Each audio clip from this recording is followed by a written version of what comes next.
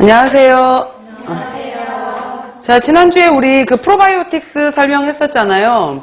그 개념만 잠깐만 다시 설명하면은, 그러니까 이거예요. 그 프로바이오틱스라고 말했던 것이, 얘네는 균주예요, 균주.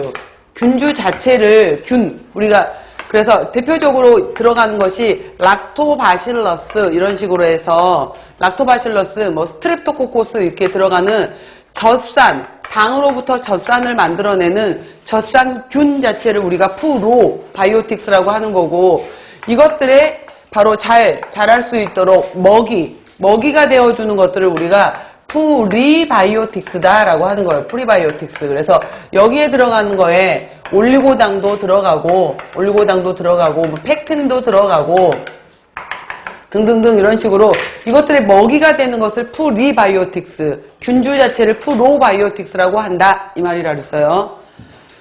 그래서 이것들 같은 경우에 역할 좀 봐놓으시면은 바로 이것들이 젖산, 지방산 이란 것을 만들기 때문에 산을 만들어요. 그렇게 되면은 일반적으로 우리 장내에 살고 있는 유해균들이 있는데, 유해균들이, 그러니까 좋지 않은 균이란 뜻이잖아요. 유해균들이 좋아하는 pH가 7 내지 8이거든요. 7 내지 8인데 이것들이 7 내지 8에서 좋아해. 그런데 젖산을 만들고 여러 가지 산을 만들다 보니까 pH가 점점 낮아지게 돼요. 그러니까 유해균들이 좋아하는 pH보다 떨어지기 때문에 얘네들이 증식하기가 어렵다 이 말이에요. 그래서 장을 튼튼하게 이 말이에요. 그래서 유해균의 생장을 억제하고 또 담즙산이라는 것들을 같이 끌고 나가주기 때문에 담즙산 내에 만들어지는 주 원료가 콜레스테롤이거든요. 그래서 바로 콜레스테롤을 떨어뜨려주는 역할을 한다라는 말이에요.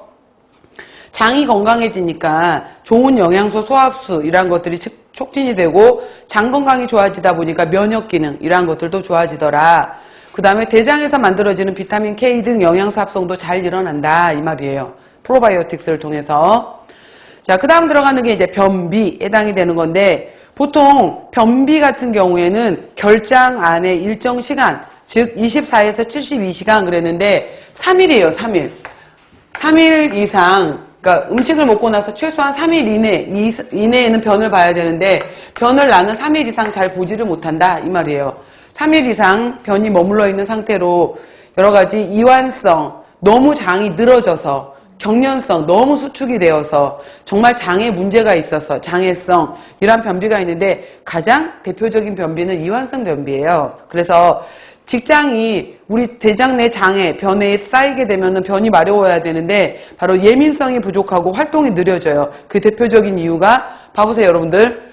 소장에 있어서 이렇게 이제 위로 올라가는 상행결장, 옆으로 가는 횡행결장, 대장에서 아래로 내려가는 하행결장, S상결장, 직장, 항문 이래야 되는데 마지막에 직장 있잖아요. 그래서 변을 너무 참아버릇하게 되면은 이 직장 쪽에 상행결장, 결장, S상결장, 그래서 결장이 있고 마지막에 직장에 있게 되는데 막 변이 마려워 죽겠어. 그래서 변이 여기 끝에 있는 것 같은데 아무리 힘을 줘도 안 나와. 나왔다 들어갔다. 이걸 직장형 변비라고 하거든요. 이거 같은 경우에도 이제 너무 예민해졌었을 때, 그리고 우리가 변 찌꺼기들이 이렇게 이제 변이라는 것이 하나의 커다란 덩어리가 되면서 왜 우리 TV에서 변비선전 보면은 변이 이렇게 뭉쳐서 내려가잖아요.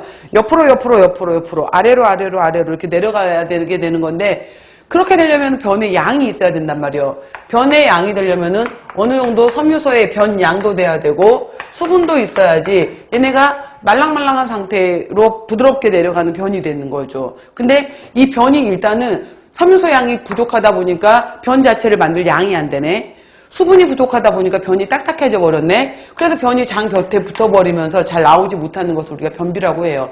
노봤자 그래서 가장 좋은 형태는 일반적으로 보통 이제 50g에서 70g 이상이라고 얘기하는데 우리가 변장을 재볼 수도 없고, 그죠? 그래서 고구마로 봤었을 때 고구마 반 개 정도 이상의 변량이 나와야 되는 거고, 나올 때 노란색의 형태를 띈 형태가 나와야 되는 건데, 이제 우리가 뭐 옛날에 염소똥 이랬었는데 요즘 애들이 염소를 본 적이 없네? 그러다 보니까 지금은 자갈동 이렇게 표현을 한대요. 그러니까 방울방울 떨어지는 변 형태도 바로 이제 장에서의 변비 해당이 되는 거잖아요. 그러니까 이러한 형태인데 바로 섬유소가 부족하고 수분이 부족했을 때 특히 발생되더라라는 거예요.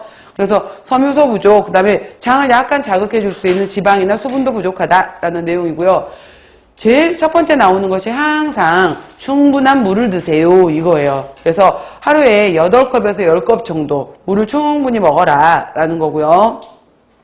섬유질, 지금 말했던 것처럼 소화되지 않는 다당류, 팩틴은 과일 속에 많이 들어있죠. 만난 같은 경우에는 우리가 곤약에 들어있는 거고요. 그 다음에 아가로즈 같은 경우에는 한참 뭐부터 시작을 해서 여러 가지 해조류, 다시마 이런 데 많이 들어가 있는 것들이잖아요. 바로 이러한 것들 충분히 많이 먹어줘라. 그 다음에 아침 공복 시에 차 한 잔 이런 것들도 산이란 걸로 장을 자극해주는 역할도 해요. 지방, 그 다음에 이완성 변비 환자한테는 가끔은 탄산 음료도 장을 살짝 자극해주기도 해요. 자, 이 이완성 변비가 일반적이라면은 경련성 변비는 주로 말라있는 사람들한테 많아요. 그래서 대장이 너무 예민해. 이 사람들은 신경 말단이 지나치게 수축되어 있다. 그래서 이 사람들의 특징은 뭐냐면은 밥 먹고 나면 나는 배가 아파. 이런 사람들이 이쪽이 많아요. 그래서 장벽에 어떤 것이 닿게 되면은 수축이 되면서 아픈 사람들, 통증을 느껴요. 그러니까 이 사람들은 초반에는 장관 점막을 흥분시키지 않는 것으로 자극을 하지 말아야 되니까 정제되어 있는 거, 잘게 다진 고기, 그 다음에 이렇게 뭐 생선, 가금류, 섬유소가 적은 것들 이런 거 주고 특히 자극할 수 있는 카페인, 알코올, 탄산. 아까 이완성 경비에서는 탄산 음료를 줄 수 있었는데 경련성은 예민한 사람들이기 때문에 주지 말아라 이 말이에요.